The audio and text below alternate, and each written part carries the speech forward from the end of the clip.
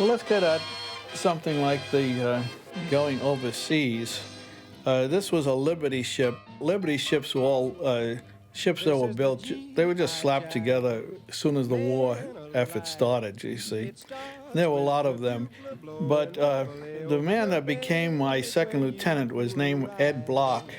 And after 45 years, I got in touch with him through these reunions. We were reminiscing a little bit about that ship. And it appears that a couple of these lieutenants were in charge of loading the ship, and they didn't load it too well so that it had a list to one side. I was not too aware of that, but I can understand that in those situations.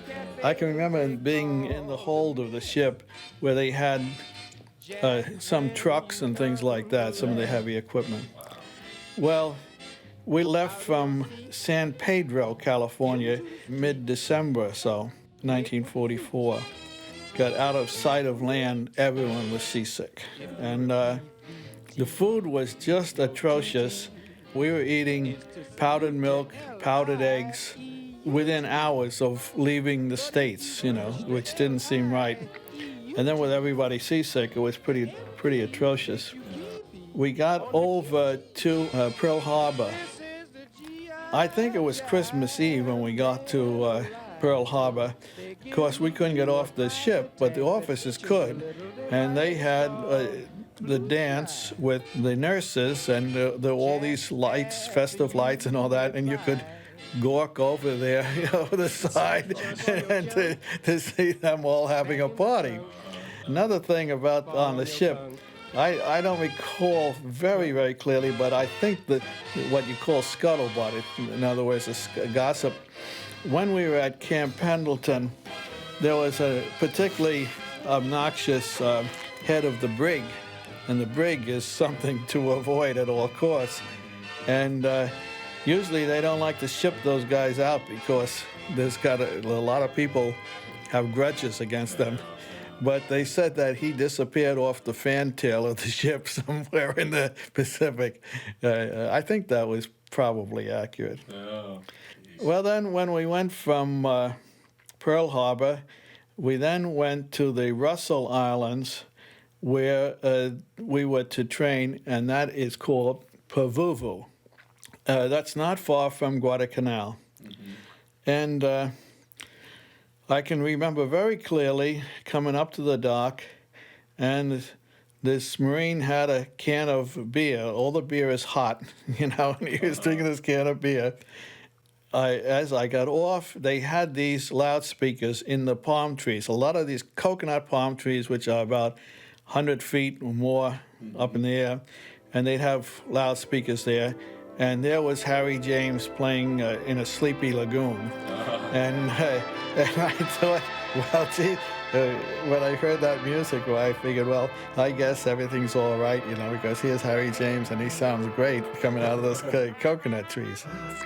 Then we were assigned, this is 1st Marine Division, that's the one with the number 1 Guadalcanal patch on, 7th Marines, and we were in the 3rd Battalion. Now, in the 3rd Battalion, you have 3 companies, and I went to Love Company. What's interesting about the military is that with a whole army, you can get right down to the individual man. For example, you have the 1st Marine Division, the 7th Regiment, the 3rd Battalion, Love Company, which is divided into 3 squads, and the squads are divided into fire teams, so that each person has a niche there, You actually feel that you have a responsibility, for example, to that fire team or to that squad and so forth. It's an interesting organization that they have. Love Company was like a street of, I guess was coral or gravel or something like that. We had cots and we had tents with about 6 people in it. And we put up these poles on the corners of the cot to put your mosquito netting, because you had to have mosquito netting.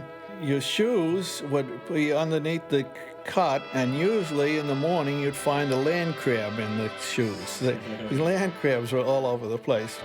But the place, Pavuvu, was actually, to some extent, a beautiful place. The only time you saw any natives were a few of the men who would sell you some of these shells, which you could make into a necklace, you know. And that's all the interaction you ever had with any natives. Guadalcanal was early in the war. They had an awful time on Guadalcanal because they had the old Springfield rifles. Americans were not equipped for modern warfare, and they had to catch up. We're there, I guess 6 weeks, a month, or something like that. Then we went to Banica. Banica is a small island that JFK had his PT boat there. And that was another coconut grove. And we went on some maneuvers there.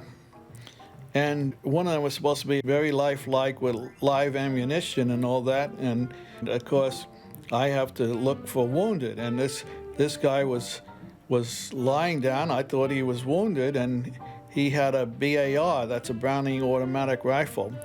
That's a very powerful weapon. You have a barman, they call them, and then an assistant barman for the ammunition.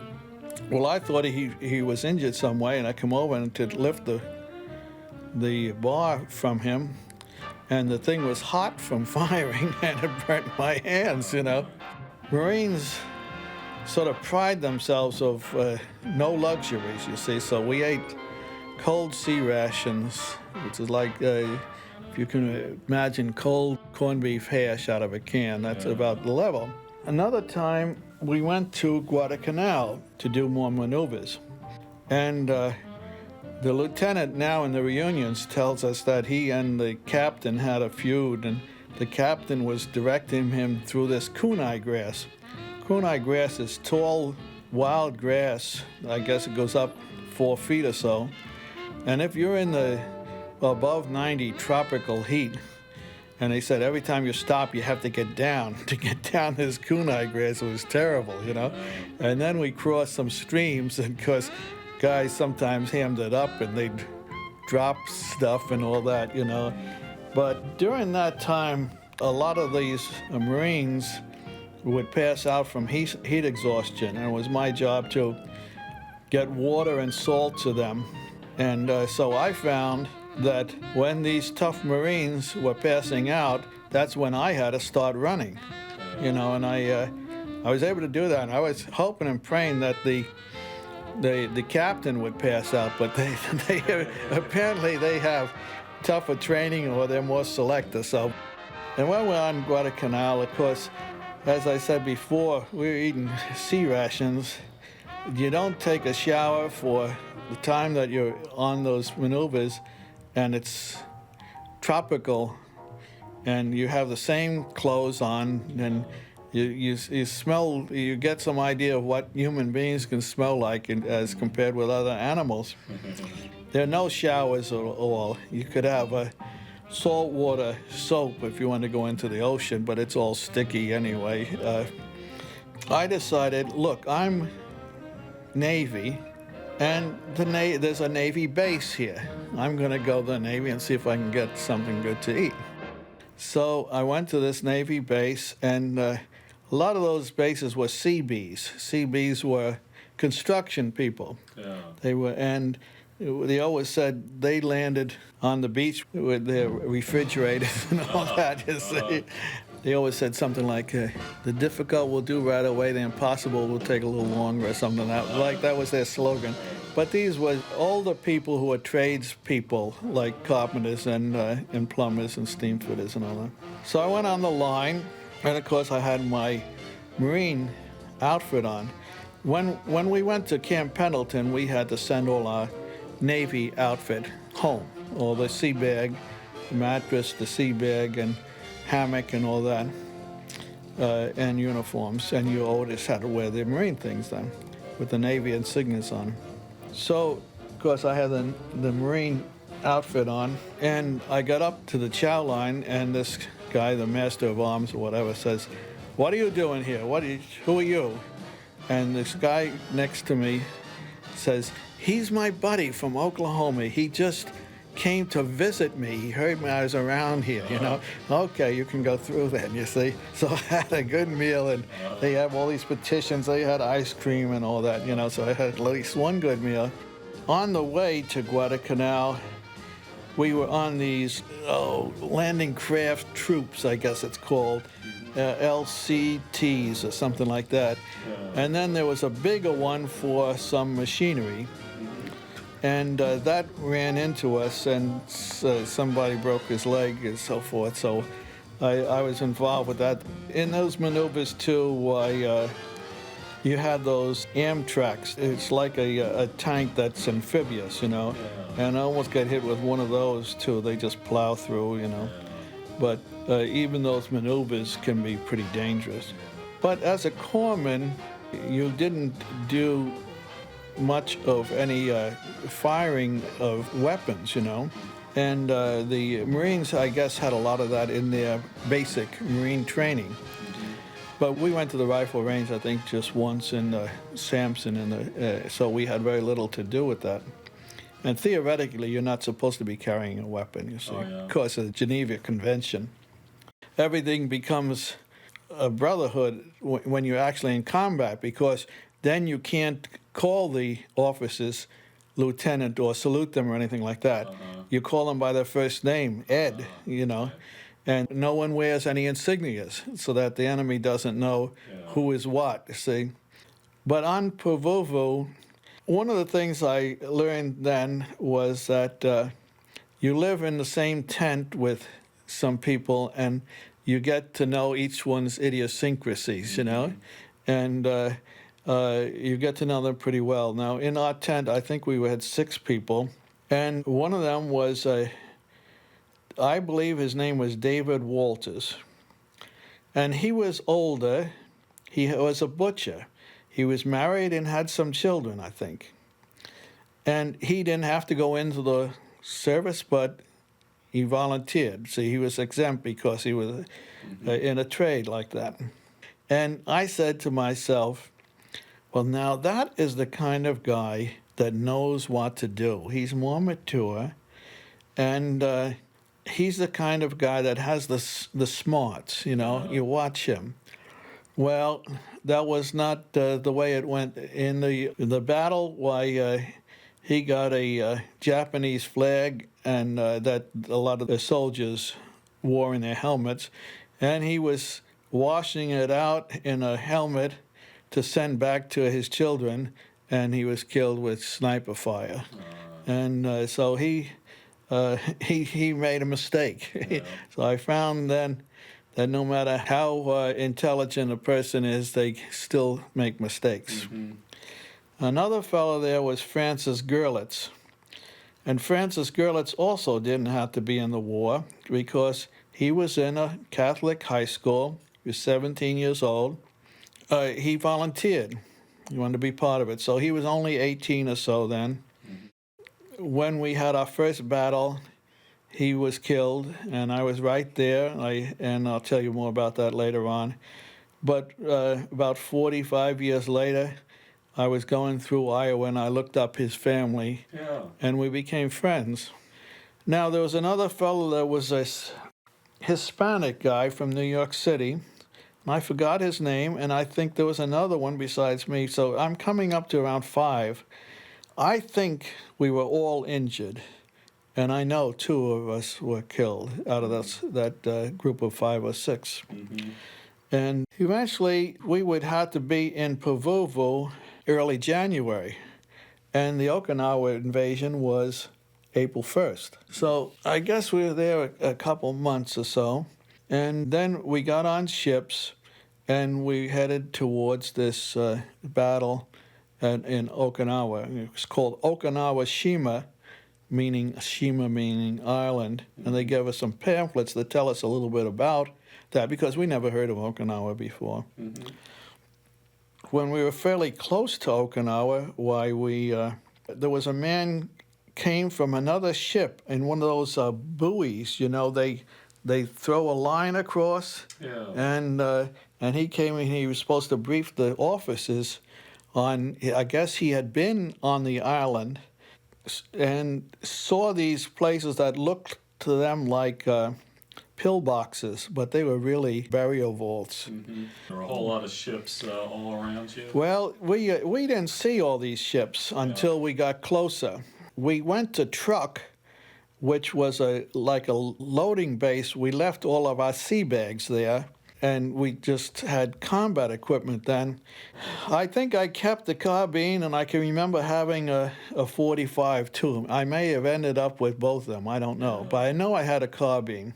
And we saw that aircraft carrier Benjamin Franklin, which had been bombed out, Cinder A bombs, kamikaze and all that. And it was really something to see how that thing was still floating, and it was all charred and so forth, and that had been in one of the battles. But it wasn't until we got to near Okinawa that we realized how many ships. I think I noticed someplace recently they said that there were more ships there than on the D-Day invasion of France. Yeah, I remember hearing some fact. But they just looked like toys in a wash tub. And these ships there's just countless ships there off Okinawa. I think it was Easter and April Fool's Day at the same time. And I guess the night before they said they'll have, everybody gets a steak dinner, you know. Okay, so they formed the line. Well, the guys at the beginning would have their steak and then get back on the line. So by the time it got to us, we didn't have anything. Then we loaded all the stuff on us for combat gear and so forth, and we could see these kamikaze planes coming in, you know, and trying to hit these ships. On April 1st, we got off the ship by going down these cargo nets, just ropes, which is quite an experience if you got a lot of equipment. Yeah. And we got into these landing craft, and it's a pretty good ride into the shore. Well, we got into the shore. Of course, we're supposed to rush right out and fan out and make a foxhole right away. Well, there was no resistance. It was just a dead horse on the beach. That's the only thing. So we got down, and they said, make a foxhole. Well, okay, we started scraping some of the sand. And this fella come over who was a squad leader. A squad leader was a corporal. A corporal would have life and death control over a private, you know. Mm-hmm. If the sergeant said, I need a squad to do this, then he'd go to the corporal, you and you, get a fired team, and the corporal would say, you and you. So, and nobody says, what do you mean, me? You know, but everybody had to do this. Well, everyone had a nickname. People in their 30s will all pop something, you see. Mm-hmm. And this fellow that was a corporal was called Spider. But Spider was a thin guy, and he had been on a previous blitz. That meant that he was salty. He had been on Peleliu, you see. So we were on this beach, all lying down, and he started laughing. He said, well, when you go home, your kids will say, Daddy, what did you do in the war? And you say, well, I was in Okinawa. They'll say, oh, so you didn't have any war experience, see? Well, that guy was killed in the battle, too. We didn't know what was happening. There were no troops there. The only troops that were Japanese were various scattered ones around the north, or maybe they never made it to the south. There was some, but you never knew where they would be. So you were landing... Yantan Beach. Up from the beach and started walking up to the airport within hours. And when we got up there, it was getting towards dusk. And they said, dig a foxhole. See? Well, what the hell? It's hard digging and nothing's happening, you know. Why do we bother with this? Well, we look up, and there comes a Japanese plane with we call them meatball, with the rising sun on it, just right over our heads, you know, and landed on the airport.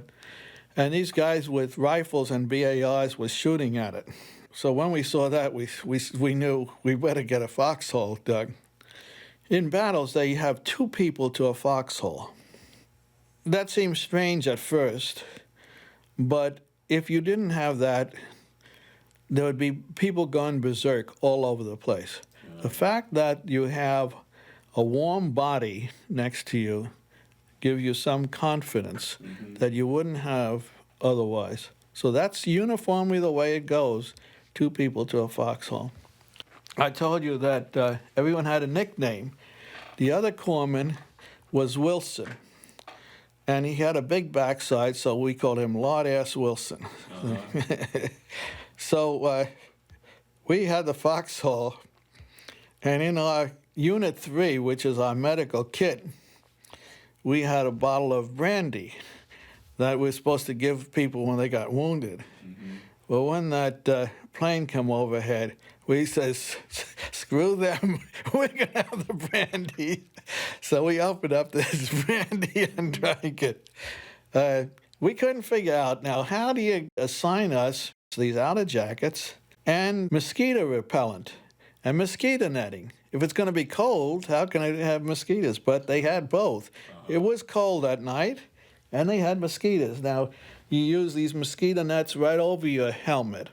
So you slept in your helmet with this mosquito net around you, and you put that repellent on your hands because there was a lot of mosquitoes. So you're sleeping in the foxhole? In the foxhole, yeah. Kneeling or leaning against it? Or You just make it long enough where you lay down, yeah. And it was hard digging. You have your regular shovel. Those folding shovels? Yeah, that's right. They come in and they can fold. And that can be used as a weapon, too, hand-to-hand combat. Going back to the airplane, now did that guy land at the airport thinking it was still under Japanese control? We wondered what happened, whether he knew it was under control or whether he had no choice but to land there. But So he made a normal landing? Made a normal landing, and then they got after him with machine guns and everything else. Yeah. So we went up there on the airport and looked at the plane. Those Zeros mostly looked pretty flimsy, you know. Another thing, we're talking about mosquito netting. When we were on Pavuvu, one of my jobs was to give out the Adabrin. Now, Adabrin is artificially made quinine to hold down the symptoms of malaria. And everyone would have to come up to this designated place, and they'd check their name off and all that, and they'd open their mouth, and then you threw it down in the back of their throat. See, you never gave it. Make sure that they took it? Yeah, you never gave it to them. Yeah. Say, now take your pill like a nice boy, but they just like a guppy open up their mouth, and you shot that down. And those were yellow pills, and they actually turned people yellow. After that first day at Yantan, we started out, and the rule was always, at dark, the Marines stay put. You must never get out of a foxhole, even to go to the bathroom. The Japs move about. Well, that rule was broken because we went right through the night across the island. And we were in a little village, and you had to be careful. Somebody would fall over some galvanized fencing or something like that. So we never even knew whether the natives knew we were there or not. But we went right through the night and crossed this into the next area. And I think we had a little bit of resistance. And I can remember it being very hot, and they passed up these green camouflage cans of grapefruit juice. Now, that would be hot grapefruit juice, and you had a K-bar knife that you had in your boot, and you open it with that, and that was the most delicious drink I ever had. It's amazing. It's like battery acid, really, you know, hot grapefruit juice. So then we got to the other side of the island. We were going down into another village. I decided I would be at the back because people could pop up out of these. There'd be urns or anything, and I had the carbine ready and figuring that they could always pop up afterwards. And then we got to a certain place where some Japs had some civilian Okinawans as hostages, women and things like that. Ed Block was the second lieutenant. Now, these fellows were typically maybe 2 years older than me, and they probably had a couple of years of college. Well, I had 1 year because I was younger. And then they went to officers' training school, which was pretty rigorous. But when they came out, they were in charge of these groups where other people the regular Marines had a lot more experience.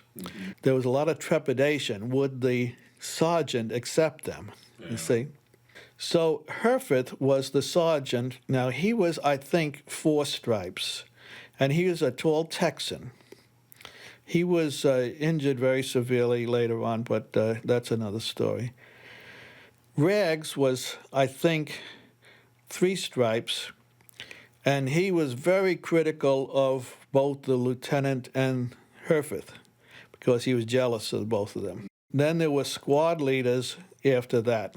Well, when we got into this first battle, Herford signaled this Jap to move the woman away, but he shot the Jap, as I understood it. I didn't see it myself. The second lieutenant, possibly from inexperience, and that was just scuttlebutt again, said, "We need more ammunition." And he told this messenger to run back and get the signal that communication that we needed more ammunition. Maybe we didn't need that ammunition, but that guy was killed when he was running for this message, and he was recently married, and it was very traumatic that we had our first casualty. We were right there. People said, "Oh, I'll send his picture of his wife back home, and I'll take." Most of them had their Marine rings and all that, and then they said, "No, you must not do that. That's Graves registration does that. You must not take anything from them, But that was our first casualty, person that was killed, and it was traumatic to us, and especially since he was a young married guy. Lots of times we had exposed places where you'd hear a Nambu, and Nambu was the Japanese equivalent of our BAR, and it had a particular sound. And when we had an exposed place, we'd stop and we're supposed to run to the next shelter, Eventually it became so exhausted, you say, "The hell with it, shoot me, I don't care, But then you think of your family and you say, well, make an extra effort. So then we went from there. Our duties were mostly rounding up civilians and bringing them to camps. Now, of course, we'd round them up, and then they'd probably go out, and we'd round up the same family 2 or 3 times. And then there'd be incidents there where we might get to a fork in the road. We'd be maybe in jeeps. Often we're in these big trucks, these 4x4s, and there'd be places where a person could throw a grenade down and wipe out the whole truck. You always felt that there was these possibilities. But there was a situation where there was a fork in the road, and the Jeep came up to this, and this one guy said, "You take this left fork." And that went right into a Japanese camp, and they were all shot. So we sometimes would go on these patrols and stay in a Japanese schoolhouse or something like that on these mats, which usually had fleas or lice in them or something like that. And you might have seen there are a couple of photographs of like film stars or soldiers and all that, and it was what was left around there. Of course, we scrounged around. And one of those lieutenants who was killed later on, I don't understand what circumstances, but it might have been on that patrol where they said those maps were not inclusive, we're talking about dirt roads, So they took the wrong road. But that was mostly the kind of thing that we were involved in, rounding up civilians. And I probably was wrong. I figured I have nothing to do and I will serve as a regular Marine. So I helped round up them. I had a bayonet on the end of the carbine, and I was not supposed to be doing this kind of thing. But I wanted to do my share, you know. We got to a place at a lagoon near the shore, and we stayed there for a while. This place was all terraced, so that they had these vegetable gardens. It was a whole steep thing, and of course there could be bodies in any of those things. There was a lot of times you'd see people that were killed would be buried in those, and then some of the Marines would go to the shore, and these pilots would want to barter for souvenirs. You see, they didn't get close to the enemy, so they needed to go home with a samurai sword or a flag or something like that, and they'd have a dozen eggs or something like that, and they'd bother. And this one mail clerk, he was a Jewish fella, and he was a real operator, and he ended up getting us a Jeep some way. But we never had a Jeep before, but we had one then. Later on, when we got into real combat, he was very courageous, and his job was with stretchers. And when you're moving a stretcher, you're very vulnerable. There's no way to hide while you're carrying a stretcher. And they said he would go into places with a stretcher that you wouldn't go in with a BAR, and he was eventually killed. The lieutenant ended up with some sores that he scratched, and he got delirious from it, and he had to be put in sick bay. That's Ed Block, that we still know of. Then the problem came in the South where the Japs are. They had some army divisions, and one of these divisions was of older soldiers, and they don't have the aggressiveness of the younger ones or of the Marines. The Marines attract a wild group, you know. So they said that division is not getting the job done. They're pulling them out. We're putting the 1st Marine Division instead. So we got down to the south, the more southerly area, and that's where we saw these scenes of where everything had been exploded. You know, it was just a wasteland, you know. And then how much time had passed since the beginning of the battle?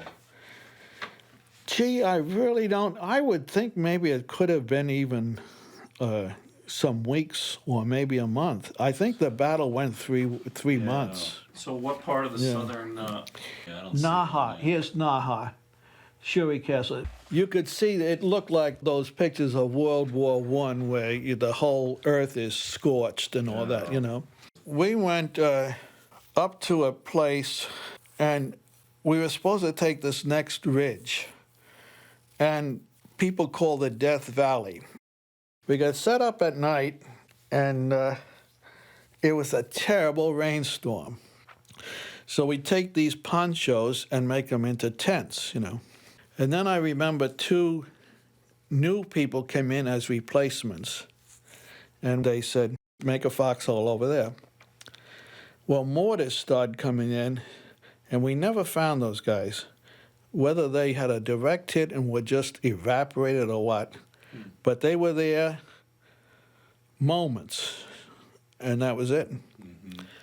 Well, when the mortars started coming in, we said we'd take down the tents because they spotted the tents from these ponchos, you know. So it's pretty frantic, and I still have the scar here of the K-bar knife where I was cutting this stuff down, and of course I cut myself. And the water was coming down so much that we'd cut a trench and let the water out, and of course it would go in the next person's foxhole. So you're actually sleeping in the ground in water, you know. So your boots just get totally soaked. Oh, you're all soaked, completely miserable. So then in the first light of day is when we're supposed to move out to take this ridge. At a certain signal, all hell breaks loose. And I said to myself, this is W-A-R. It spells a word, but you don't realize what it is until you see these hundreds of people charging down this hill, yelling and shooting and all that, you know? Mm-hmm. Well, this Ed Block told me later on, 45 years later, that his greatest fear was being afraid. So he went running down that hill with this Tommy gun blasting, and he was screaming. And I said, my God, this guy's got courage. And he said to me 45 years later, he did that because he was compensating for the fact that he was scared to death. Mm-hmm. There was a guy there that was hard as nails. I think he was a boxer, one of these guys that could knock you out with one blow. And he was a bazooka man. You know, those things that would project to knock out a tank. Well, he was sitting down just crying like a baby. He says, they killed my buddy. Mm-hmm. There was a hut down there about halfway through, and everybody fired into that in case anything was there. And there was a river at the bottom, creek. And then you went up to this ridge where the Japanese were, probably. They were dug in on the other side. See, that's their method. So we went up there, and all hell was breaking loose.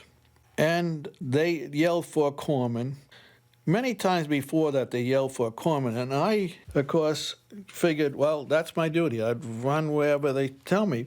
But Wilson told me, you know, you're doing the wrong thing. You're going to other companies. You know, they just yell for a corpsman, and you end up in another company, and we don't have the corpsman, you know. And he says, so I was eager to be a big hero and save all these people and so forth. But they yelled for a corpsman, and I ran there, and this was Gerlitz. Well, I rolled him over and saw who it was, and I yelled at him, don't do this, don't do this. Well, there was a big hole out of his back, and the flesh was out there. His eyes were rolling the back of his head. So he was gone. So it was so tenuous a situation that they apparently signaled to have smoke come in. So from the sky, these things swoop down. It's like a steam thing, like that, you know. And it comes right over my back. And it's supposed to conceal our position, I guess. Well, the scuttlebutt was that I was hit by this shell, see, and then I was killed. But I really wasn't. I wasn't injured. I went to get up and move, and this guy came and hit me right in the face because he thought I was afire and would run and get burnt. He knocked me right down, and my nose is still crooked here, deviated nasal septum, because he hit me full force in the face. Well, Rags was up at this ridge, and Ed Block, I think, was injured around that time. They threw something, and he thought that he was emasculated by this thing. So some people were saying, go back to the river, and others were saying, dig in at the ridge, see. And Rags, who had been in Peleliu, he was salty, was more or less in charge then. I don't know where Herforth was. So I went back to the river and was actually in the river. And there was a guy there that was a machine gun squad leader. There's about 5 people for a light machine gun. There's 2 types of machine guns, a heavy one and a light one. And the light one would be assigned to your platoon. I think the light one was air-cooled. You'd see the holes around it. And the heavy one was water-cooled. It would be around a casing. And that was not as transportable, so that in our platoon, they'd not be a member of the platoon. They would be supplementary machine guns. And this guy was very salty. In all the maneuvers, he'd say, my wish in life is to get a bonsai in my sights. See, that these guys would be coming, he'd be shooting them all down with a machine gun. Well, right before we went to Death Valley, he said to me, I got the malaria recurrence. I took his temperature. He had a fever. Now, there's some ways of faking a fever, like putting soap in your armpits and things like that. But I figured, well, if we let him go, there's one less guy that's going to get killed. I don't know. But it was my responsibility. I said, okay, we'll send him back. Well, they went down there, and the machine gun outfit got all shot up. And then they were taking these stretchers back, and they were getting shot up, bringing the machine gun team that was shot, the rest of them were getting it because, as I say, there's no place to hide with a stretcher. Yeah. You got 4 people, and you got to stand up to carry it, It wasn't until the next day or later on that day when I got together with the platoon again, and they were surprised to see me. They said, everybody said that you were killed. So there was enough distance between everybody that these things could happen where you'd lose. Yeah, of course, it's really cacophony is coming to my mind, but in terms of physical, it's madness, And all this organization you had beforehand disappears. Nobody knows where everyone is, and so forth. All sorts of who's calling the shots and all that. So then my recollections are very dim. I've tried to think about the people that I treated, and I can't think of many of them. And I must have done a lot. Now there are 3 platoons in a company. And there was one guy, a Catholic guy, he was a 2nd lieutenant, and he used to play a lot of basketball on Pavuvu. And you're not supposed to go in these caves. He brought the whole, I guess it's 2 squads, maybe it was a dozen people, in the cave. And they were shooting these, this was another time. This is away from Death Valley. And I guess it's much later, I don't recall too much. But they were bringing these mortars in, and Japs were notoriously good mortars. And guys were laughing because they said 10 degrees to the south, see that nothing was happening. Well, apparently this cave was a munition dump, or maybe it was booby-trapped, I don't know. But I think the mortar hit this cave. And I can remember seeing this guy sailing through the air. I mean, we're talking about 200 feet or so, and that whole squad was wiped out. Wow. So they had to regroup and make another unit from what was left, You're not supposed to bunch up. You're not supposed to be in an indefensible situation, you see? And but still people were getting into caves to look for souvenirs and things like that and get killed doing it, Now, I stood guard duty. Again, I could have said, I'm a corpsman, I don't do that. But I took my time to do that. And we were in this place for about 3 days. And I was doing guard duty, and my stint was up right around daybreak. I looked around, and there's a Jap. Came out of a hole. He would have been there for all the time that we were there. And all of a sudden appeared. They just have what we call a G-string. It's just the skivvies on, Because if you had other things, you'd think, well, they could have a grenade under their arms or something like that. And was he trying to surrender? He was surrendering, yeah. But we thought, see, the situation is that you think you're all safe, but actually you're not. You're there in a place that you've been there for 3 days. All of a sudden, you turn around, there's a Jap a couple feet from you. Some weeks later, I don't know. Just we used to read those a small Newsweek or something like that, but I would think it was Time, and they used to have overseas editions without any advertisements in it, and we'd actually learn what we're doing then. Because as an enlisted man, you didn't know what was going on, really. One time, we were in this town right at the shore, and the Navy bombardment come in. Another time, the Air Force bombardment come in. So you had more danger from your own stuff than you did from the Japs. Uh-huh. Then, as I say, we're 2 to a foxhole, and a Jap right at dawn would try to run through this town. And this guy that I was in the foxhole with, let's say I was on the outside, he got up, shot at the Jap, and I got up and said, "What's going on?" And this thing flashed right in front of my face. You see, it's that kind of thing, weird things. Another time that you were almost killed, and it's just from a chance thing like that. Were most of the wounds that you were treating bullet wounds or mortar wounds? Or... What could have been anything.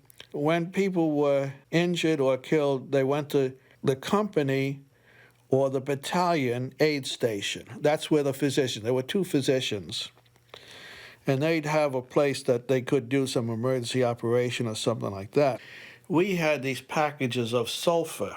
It's sulfadiazine and sulfathiazole. I don't recall which is which, but one was oral, another one was like powder. So you sprinkle that on the wound for the antibiotic. Oh, okay. Try to avoid infection. We had these big pads with 4 tails on it, big gauze. Straps, yeah, like gauze, So got something there, you put that on, you put the powder on, and tied it up tight. And each man has one of these things on his belt, too. He has a bandage, combat bandage. And these are all tan or camouflage, too, Or if there was actually blood flowing, then you had to do a tourniquet thing. If there was a broken bone, you did a splint. We had wooden splints that we could strap on. I see. Then you'd give them morphine with that tube I told you about and put it on their jacket, bend it over, that they know he had one of these things of morphine. And again, that was to try to avoid the shock because they would die mostly frequently from that. But they also had this blood plasma. And blood plasma was like a blood transfusion, but when you gave it, it was a lot of sort of concentrated, and I don't think you needed a blood type, see? I see. But then you needed to have a lot of fluids afterwards. Yeah. But if there was loss of blood, you gave them in combat, you gave them blood plasma to try to avoid shock, see? And then you try to get them to the company aid station, and then they just line them up on the Jeep, the ambulance Jeep. If they were dead, their feet were out, and if they were still alive, their head was out, you see? Yeah. And I could remember seeing this guy that looked like he just had a little hole here and he was dead. Now, of course, you don't know what was inside, but you say, here's this thing about the size of a nickel, and this guy's dead, and that could have been shrapnel. Of course, going through there, they could have ripped up a lot of materials there that caused that. But a lot of the farmers, some of the farmers' mates were wounded and killed there. Sometimes the physician, I questioned the physician one time. I said, "Why did you not give this guy plasma?" He was the corpsman of those people that were in that cave that time. Mm-hmm. He was one of ours. Maybe he could have been saved with plasma. And they said, well, it was only a short distance and a wait till he'd get whole blood, and we decided to wait, and he died. It's funny, you have certain recollections, and then others, I don't recall anything about it. Yeah. Eventually, we're in this location for, again, a couple days. Everything seemed quiet, and we were shaving, and this guy admired my razor blade. Oh, that's a terrific thing, and so forth, And I guess we were platoon headquarters or company headquarters, I don't recall which. Well, all of a sudden, you hear just like steam. And these were mortars or something. And this cook went berserk, and his arm was broken, and he was screaming Holy Mary. He was saying his beads and all that stuff, you know. And I guess I was thrown against something. Eventually, I was evacuated. I went to an army hospital near the shore. And I don't remember much about it, but I remember that my chest was all strapped up with adhesive. And I could only write with my left hand. I don't recall what happened to the right hand. Mm-hmm. But eventually, when we left Okinawa, they lined us up and said, here's your Purple Heart, you know. They gave me a Purple Heart. I didn't have an external wound, but it was a blast concussion, I assume. Yeah. We went from there after some days in the Army hospital. See, it was the 10th Army, and it was made up of divisions of Army and Marines. So when you say, well, what branch were you in? I was in the Navy, attached to the Marines, which was part of the Army. Eventually, the general in charge of the 10th Army was Buckner, and he was killed in the last few days. He went up to look at some areas towards the front, and something landed in the coral, and the coral, I think, killed him. When he was killed, the Marine general, who was a Hispanic, assumed command of the Army. I think it was the first time in history that a Marine was in charge of an army. Then I went to a rest camp, which was back north, you see, and that was maybe like a week or so. And when I was shipped back, I ended up in a different company, not Love Company, L Company, but K Company. I have very little recollection of K Company, but that's still in the same battalion that has the 3rd Marine Battalion that has these reunions, you see. It seems to me I saw them again in China. Well, now, eventually, there was always another ridge to take and another ridge to take, and you see, because it was all the way down to that shore, and we used to make up games. We'd be going to sleep and we'd say, we're hearing Jimmy Dorsey's orchestra in a remote from the ballroom of the Shuri Castle on the Naha Strip, you know, and Shuri Castle was one of the main fortresses, and Naha was the main city. So eventually the battle was over. We went to a movie, and there was an announcement that the atomic bomb was dropped. And we had never heard of an atomic bomb. You're still on Okinawa. Yeah. And everybody cheered, and this was the equivalent of so many tons of TNT, you know, so forth. See, we would next be ready to go for the Tokyo invasion, the mainland, which would virtually be certain that most everyone else would be wounded or killed. So the incidence of wounded or killed was over 100%, because some people would get wounded and come back and so forth. See, so in our outfit there was a very, very high percentage, but the scuttlebutt was like 120% or something like that. Then we got into these camps where we had tents going up to these. There'd be posts, you know, and you strap them to the posts. And that's when the typhoon hit. And the typhoon devastated all these tents, so that you'd tie it to the next guy, and then all the tents would eventually go down. And the mud was such, it was like the Boston cream pie. It was everything was mud. Just days after the battle was finished, why they said that there was going to be a show in this open space. So we went. Usually we sit on our helmets. You put the helmet on its side, you know, and that's your seat. I see. And there's a breadfruit tree right next to me, and I was sitting on this incline. And this band got off the buses, and they were all in fatigues, and they didn't look too impressive, and they set up, and they tapped off Bugle Call Rag at a very top tempo. And I just almost fell off the helmet because I said, my God, this is the Paramount Theater. And we're out here in this boondocks. And this was Ray Anthony. And Ray Anthony had been a featured trumpet player with Jimmy Dorsey and various other bands. To be out there in the middle of nowhere in what was a combat zone only days before.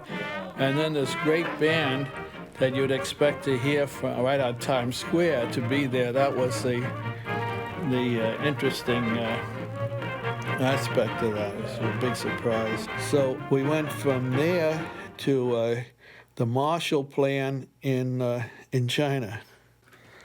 So we got on another one of these like Liberty ships. We went to China, and our job was to fill the vacuum that was left when the Japanese were defeated and the communists wanted to take over, because we were trying to keep the Nationalists there. So was it more of the Japanese retreating or the Japanese having been captured? The Japanese were right there, but there was no warfare going on in China, and at least where we were. Eventually we were in Tencent. And that was a big city. And the Japanese were there, but they were confined to their camps. And they're very organized people, and they just say the war is over, all the rifles go in the stack, and so they were still in their camps. And we were supposed to see to it that the communists didn't take over, take advantage of that. So we got to China. And we got off the ships, and there was a Chinaman selling White Horse whiskey. And, of course, you never knew what was in this stuff, and you can imagine what the scuttlebutt was, what it was there. Mm-hmm. And then we got on these trains, and they looked like Tunaville trolley. See, it was like you're going back 40 years. Tracks. Yeah, little trains and decrepit. And we went to Tencent. To the train station.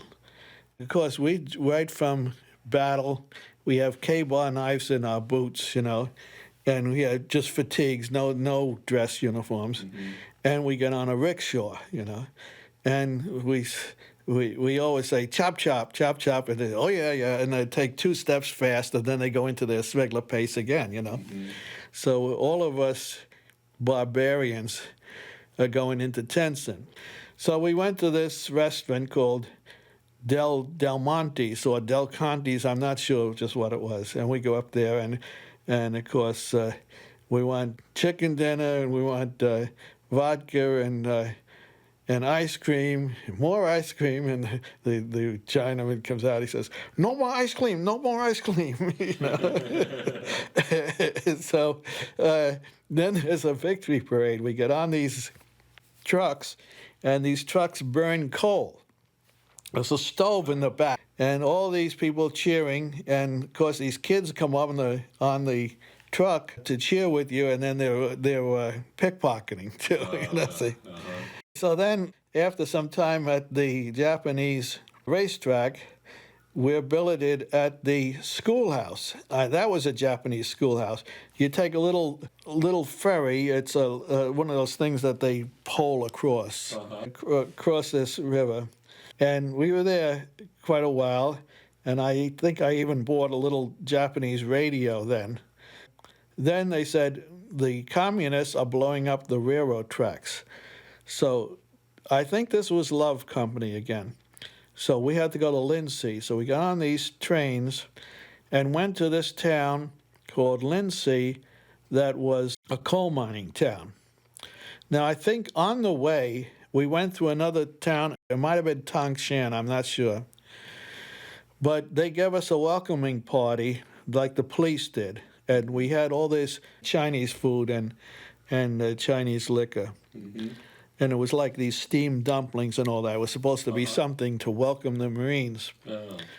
Well, that's a town that was obliterated with an earthquake about 10, 15 years ago. The thing is, I think, virtually disappeared. We went to Lindsay, and the Belgian and French engineers had developed the coal mines there. They taught the coolies how to drive a spike to hold the rail line.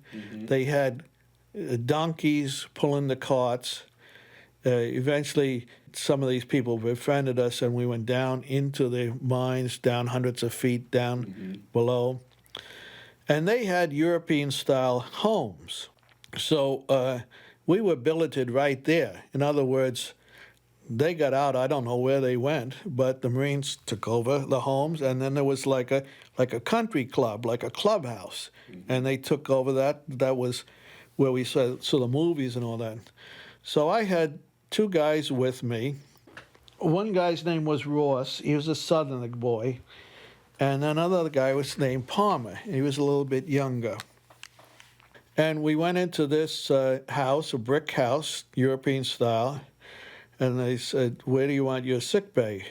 Well, there was a sun porch there, and I said, "This would be a good place." So we set up the sick bay there, and this was in September. See, the Blitz started in April, so it would be in around September. It was very nice. But in December, it was god-awful cold.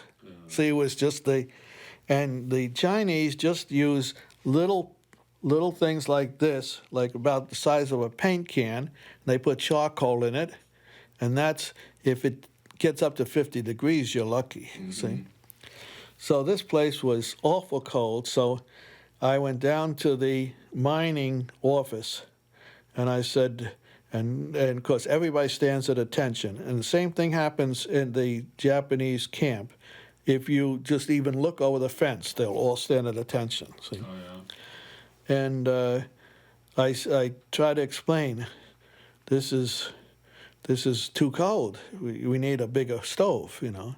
So finally I got the message across, and they come in with a thing looked like an oil drum. See? Well, we're dopes, kids, we never did anything with stoves, so we stocked the thing just like we did the other one, you know. Well, in the middle of the night, we wake up, and this thing is red hot, you know. And we look, where is Ross? And he's out on the steps with a towel and just in his skivvy shorts. He says, that stove like to kill me, he says. And you might see some pictures there. We'd go into town and got our pictures taken at this photo gallery. I don't know if you looked there. Yeah. Them. And we all posed. But you had to bring your weapon with you and go in a group. And then you might come along, and then there's a body right on the road. And you'd say, "What happened there?" "Oh, he's a bandit." You know, it was always, he's a bandit. And you were told there were a lot of these walls around the town. Never go outside the wall, because the bandits are in the hills. If they take you and you bring you up to the hills, you see. So there was always some danger. The Communist War was blowing up the railroad tracks. When we were in Lindsay, which was that mining town I had talked about, and I don't recall what the situation was, but I can remember there was a buck private there in the Marines, and he and I went to Peking together. Now, whether he knew somebody who was going to be flying this plane or whatever, I don't recall the conditions. But somehow we wangled an opportunity to get a weekend off and go to Peking. So we took the train into Tencent, got the plane, which I don't recall much about at all, except it was a military plane, and I can remember circling around Peking and seeing the Great Wall. And then when we were in Peking, we went to the Temple of Heavenly Peace, the Forbidden City. If anybody listens to this tape later on, maybe young people, sometimes you can make disadvantages work to your advantage. Now, the disadvantage I had was there was 3 years out of my life without participating in any music. But you remember I bought a Hockshop trumpet, and I brought that with me. So then on a troop ship, I might play with a guitar player, anybody, or by myself. And I stayed in some practice. I never had any music with me, but I developed an ear. When I got to China, in a place like Tientsin, why there were dance halls, and they got to know me, and they called them White Russian troops. They were not the Soviet troops, and they were the Cossacks, horse riders, and all that. And so the White Russians were around Tientsin quite a bit. And I'd go into that band, and the trumpet players just say, "What time should I come back?" And I just play in the band. Or it could be a Filipino or a Chinese band. And then in Pataho, which was a beach right on the China Sea, why we did form a band there, a Marine band. One of the amusing things was the upright bass in the band fell over, and the neck broke off, and we said, "Oh, we're going to be in big trouble now." So one of the Chinamen said they knew who could fix it. So this guy came, but he took the thing and he pegged it and repaired it. You couldn't see where it had been repaired. You know, it's done very well. We played at some dances there for the officers, and some of these Chinese women, they were supposed to be the wives of nationalist officers who were off on a campaign. And this was like a 9 or 10 piece band, and we played at Red Cross Canteen, and if the piano was not in tune, we attempted to tune it, and I can remember them giving us a chocolate cake after we tuned it, and you know, it was sort of audacious to say that you could tune a piano, but the piano player and myself went down there, and at least it was better than when it started. So then, after about a year, we had enough points. You get points for how long you've been in the service, how many battles you win, and all that kind of thing. And so on the Liberty ship to go home. And this was a slow process. I think it was 2 weeks. And there was only 2 meals a day. And for a person 21 years old or so, 2 meals a day is hard to come by to survive on. And sometimes they put a crate of oranges up on topside, and everyone would go after these oranges. And I was sort of amused that as a kid, I told you I was a very finicky eater, and now to just lunge at a crate of oranges, you know, think of this as being great. Why, what it did for me in terms of those 3 years is that everything I have, virtually anything I appreciate, a shower, a good meal, a clean bed, fresh clothes, all of these are luxuries. And I think people that didn't have that kind of experience never really go to the depths of their soul realizing what a blessing it is to have these things. So I accomplished that in those 3 years. They were very developmental years in terms of your maturity too, that you would not otherwise have. When we got to land, I can remember one of the ship's company, this was civilian, like Merchant Marine, and he was going to go off right away and had this loud tie on and jacket, and in the military and in China, you got used to everything being very drab, and you would not see anything like that in China or in the military. Then we got the train to bring us across country. We went to Brighton Beach, which is on Long Island, for the discharge, and that was amusing there because they were supposed to have a couple little perks. One of the things was you got a free haircut before you became a civilian. And did you get your haircut yet? You know, see? So, okay, we'll go down to the barber shop, get a haircut. So the barber says, do you want a civilian haircut or a GI haircut? And of course, everyone says civilian. Well, that will cost you $1.50 or something like that. So that was the last scam you got to, you see. So then I got on the subway with my sea bag, went across the ferry to Staten Island, and got a taxi because I didn't know where Silver Lake Road was. And he brought me to the house, which I had never seen. You see, they had moved from Jersey Street. So it was a 10-room house, and that was very different from where we grew up, which was just a flat. Eddie, he had lost a leg in the war. He was shot in Germany. Oh, I didn't realize. And he says he killed the guy who shot him. And then Bill Bridges from the Navy, myself.